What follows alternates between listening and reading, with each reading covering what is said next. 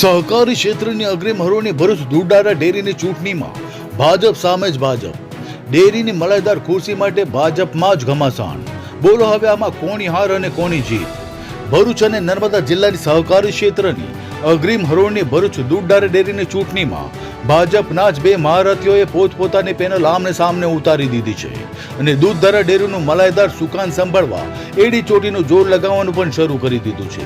જોકે ગુજરાત ભાજપ પ્રદેશ અધ્યક્ષ CR પાટીલે જારી કરેલા મેન્ડેટમાં 17 વર્ષથી દૂધધારા ડેરીનું સુકાન સંભાળતા ઘનશ્યામ પટેલની પેનલના 12 ઉમેદવારોને મેન્ડેટ અપાયું હતું, જ્યારે વાગરાના ધારાસભ્ય અરુણસિંહ રાણાની પેનલના 3 ઉમેદવારોને મેન્ડેટ આપ્યું છે, જેમાં ઉમરલા માટે પ્રકાશ દેસાઈ, વાગરા આમોદ અને ભરૂચ મંડળમાં સંજય રાજ, તો મહિલા અનામત બેઠકમાં શાંતાબેન પટેલનો સમાવેશ થયો હતો.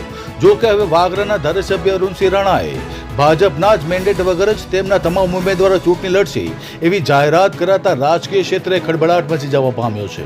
તો બીજી તરફ ભરૂચના સાંસદ મનસુખ વસાવાએ પણ અરુણસિંહ રાણાની પેનલના પ્રકાશ દેસાઈ પર ગંભીર આક્ષેપ કરી ભરૂચ જિલ્લા પ્રમુખને પત્ર લખી નારાજગી દર્શાવી ચૂક્યા છે. શું હવે સહકારી ક્ષેત્રમાં પણ રાજકીય પક્ષ મેન્ડેટ આપી ચૂંટણી લડાવી રહ્યા છે? શું હવે સહકારી ક્ષેત્રમાં લોકતંત્ર ટકી રહેશે ખરું? તે પણ એક સવાલ છે. આખરે ભરૂચ દૂધધારા ડેરીની ચૂંટણીમાં ભાજપના જ કદાવર નેતાઓ સામસામે આવવા પાછળનું મુખ્ય કારણ શું હોઈ શકે?